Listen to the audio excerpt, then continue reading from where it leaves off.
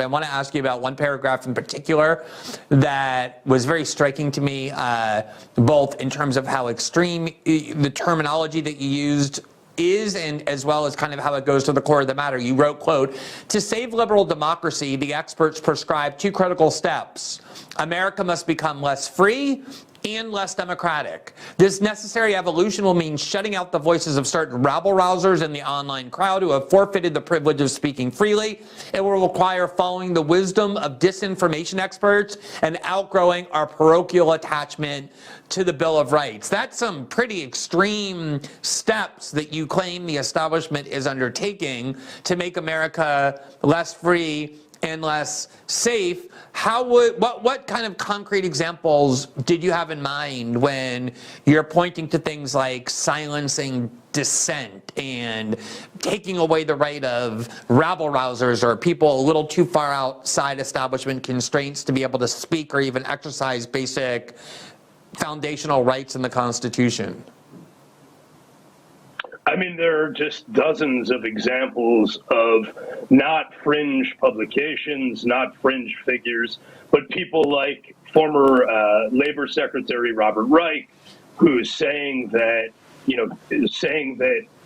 the real, what democracy really needs is to censor free speech, saying that Elon Musk's call to, I'm going to mess up the quote and it deserves to be read precisely because it's so insane, but basically Reich says something along the lines that Elon Musk promising to turn Twitter into a real free speech platform fulfills the dream of Pol Pot and Stalin and every other dictator.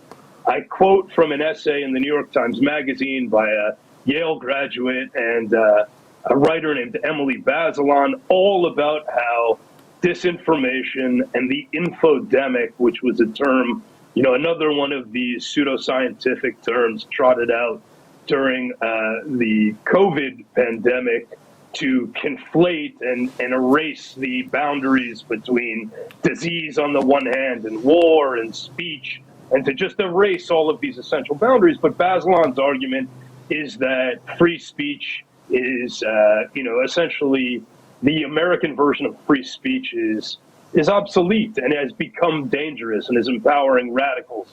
And this is an argument that's made over and over and over again by people at publications like The New Yorker, like the Atlantic magazine, by high-level Democratic Party officials. It becomes the conventional wisdom. So, I appreciate you calling it extreme, and I understand why it sounds extreme in that context. And I have to give great credit to my editor at Tablet, Alana Newhouse, for never asking me to pull a single punch on any of this. And I didn't write anything to be extreme. It's not in my nature to. Right, you're generally pretty moderate in your writing and in your rhetoric, which is why I think this piece was so striking. And to be clear, at the end of the day, what's extreme is not what you're saying, but what the people whose behavior you're describing are actually doing.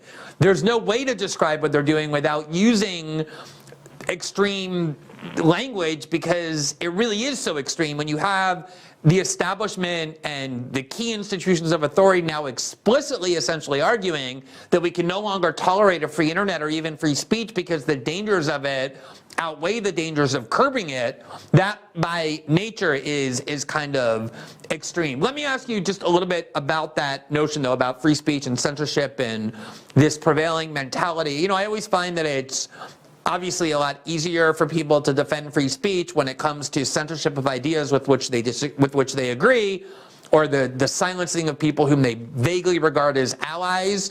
And Elon Musk ran into this when he was, banging the table and saying he's going to usher in absolute free speech. And when someone asked him what that meant, he said that means allowing all speech except that which is illegal under Supreme Court precedent and Brandenburg and all that. Even though he recognizes he's not bound by that, that's for the government. He kind of, said that's going to be my guiding principles. And then months after, he took over, he's banning people like Kanye West and Nick Fuentes, not because they've said anything even arguably illegal, but because those ideas are really offensive to maybe him or to advertisers or to others. He specifically said he would ban Alex Jones because Alex Jones's comments about Sandy Hook really struck him personally as offensive because he had a baby who died. So I'm wondering where you draw that line when you're defending free speech, when you're kind of ringing in the warning about the dangers of censorship. Do you see cases like, say, Kanye West or Nick Fuentes being banned or Alex Jones being banned? There's a lot of examples of, say, Palestinian activists being banned, critics of Israel being banned. Are those issues that are concerning to you as well? Where do you draw those lines? I mean, the kind of operative question to me is there collusion between the state and the corporation involved in the banning? You know, I think that's a bright red line. So what would I personally advise Elon Musk to do with Twitter? I would say allow for, you know, more sort of local community-based moderation seems to me an approach that might work rather than trying to have, I don't think this model of centralization, vertical centralization is good personally. But, you know, I start to get outside of my depth with some of this stuff. And I can be persuaded to take different views. In general, I think the more speech, the better. I think that where there is a case for banning on, you know, private platforms, it's best when it's done at the most local possible level, and most dangerous when it's done in a kind of top-down manner, and especially when it's done at the whim of a single owner. You know, Elon Musk having a personal connection to Sandy Hook is compelling for Elon Musk, but it's a very bad precedent for policy at a company that controls the core political speech rights of tens of millions of voters. That being said, if there is no direct connection with the government, and let's pretend for a second that that's possible, and I don't actually think that that is possible, because I think whoever owns Twitter, whether it's somebody like Musk, who's done something incredible by disclosing this stuff with the Twitter files, or it's somebody else who's more willing to go along with the dictates of the FBI, let's say, whoever owns it, it still functions as a surveillance platform in some way. It's still collecting user data on the back end, and we don't know how these decisions are being made, and they're still fundamentally opaque. But, you know, if you can say that there is no direct coordination with the government and then not try and parse that too closely for the moment, I think, you know, it's the platforms having some kind of speech guidelines is a reasonable and probably a necessary thing for them to do to maintain the kind of communities that are, or user bases that are going to allow them to grow. But, you know, this is something where I don't get into policy prescription stuff. It's not my strong suit. Right, and to be clear, the focus of your article is about the role the government's playing in imposing this regime. Just we're getting out of time, so I'm just going to pick a couple of questions that I absolutely have to ask you. One of which is, you devoted an entire section of the article, you had 13 kind of parts or chapters, to the case of how the media and big tech treated the question of Hunter Biden's laptop. It's amazing that liberals have been trained, the minute you even mention the phrase Hunter Biden's laptop, they've automatically been conditioned to believe you're talking about something trivial. Why did you decide to devote an entire chapter to that episode, and you emphasize the importance of it when doing so? What importance do you see in it? What could possibly be less trivial than, you know, 49 senior U.S. intelligence officials and the FBI lying openly to the American public and pressuring the social media platforms to censor reporting weeks before a presidential election and censoring the second oldest newspaper in the United States?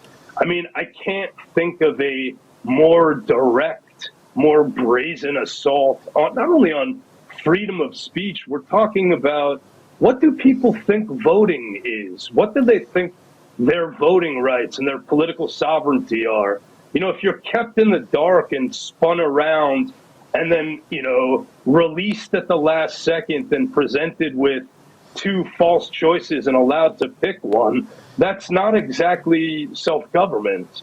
And so I look at the way in which people have been liberals in particular, have been conditioned to sort of yawn and parrot the AOC line about how this is still a half-baked story or whatever, as a reflexive response that also demonstrates the power of this sort of mimetic propagation of attitudes that, in a sense, is the flip side of censorship. So if censorship exists to eliminate certain forms of information, there is a kind of mimetic disinformation.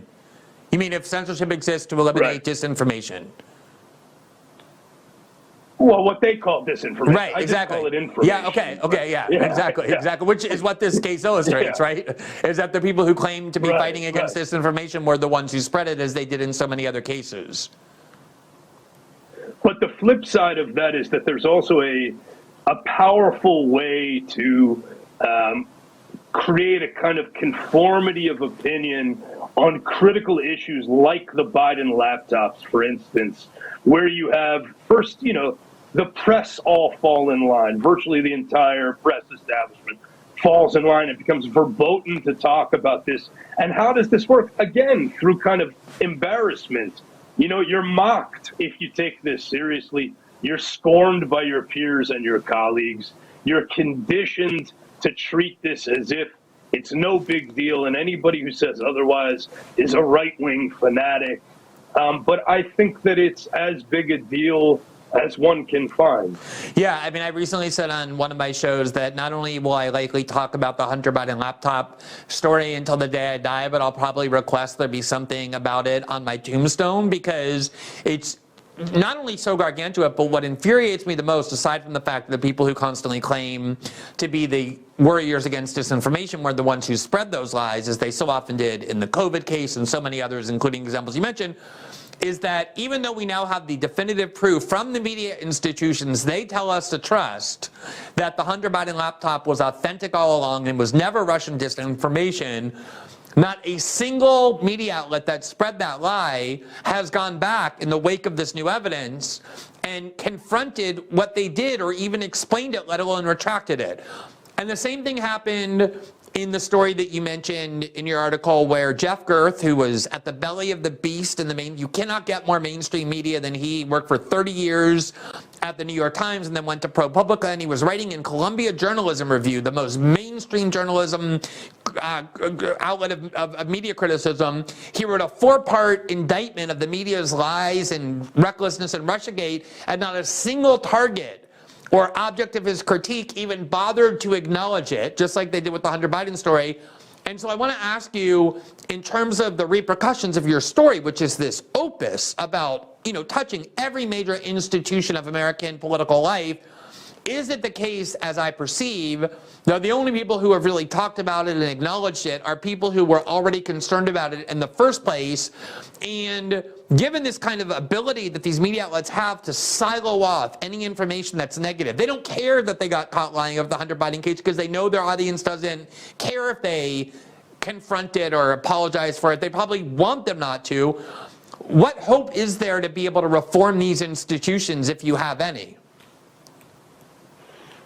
I don't have too much hope to reform these institutions.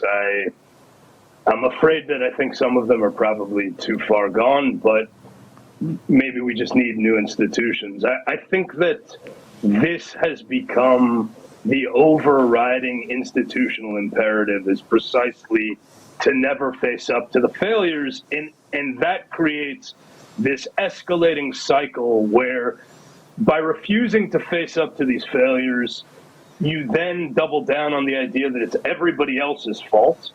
So you lock yourself into a fraudulent analytical framework because you won't acknowledge what you've done wrong. You blame other people. You declare them extremists or conspiracy theorists, which is itself an error and specious and fraudulent. So now you've made another error, by refusing to confront your original error, you've now doubled down on another error. Meanwhile, trust in the media plummets as a result. How do you metabolize trust in the media? You say it's due to disinformation and domestic extremism.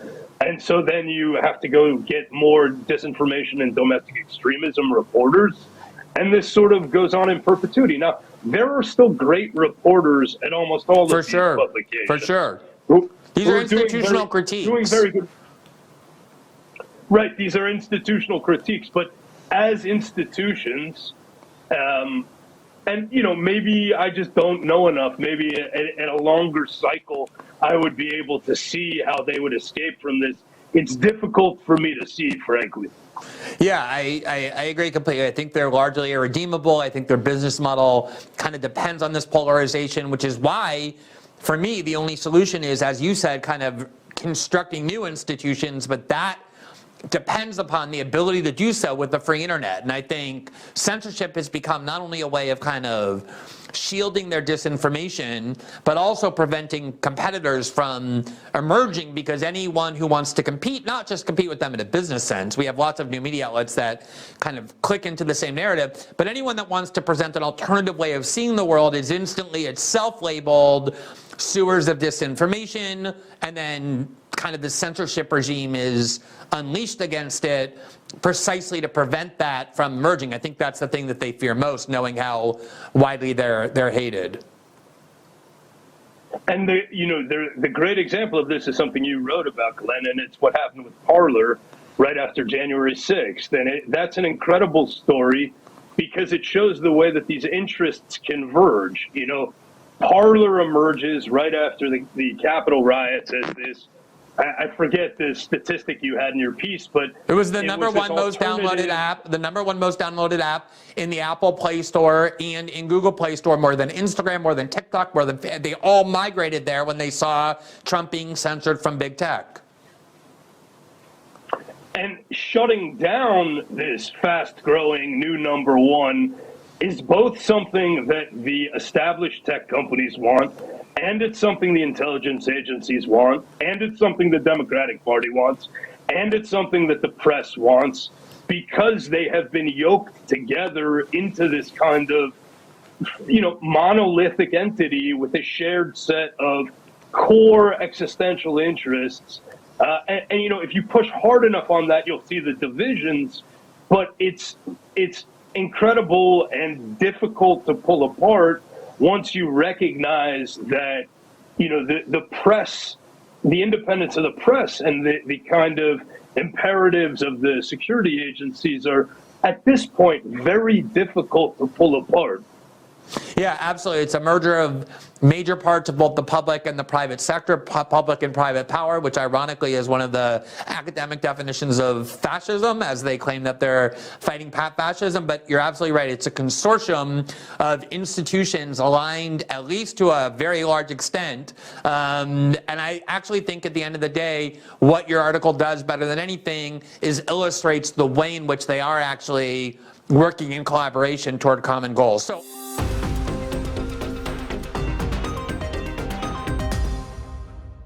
Thanks for watching this clip from System Update. Catch our full shows for free, live weekdays at 7 p.m. Eastern on Rumble, and join our locals community at greenwald.locals.com for all of my written journalism, exclusive after-show Q&As, and more.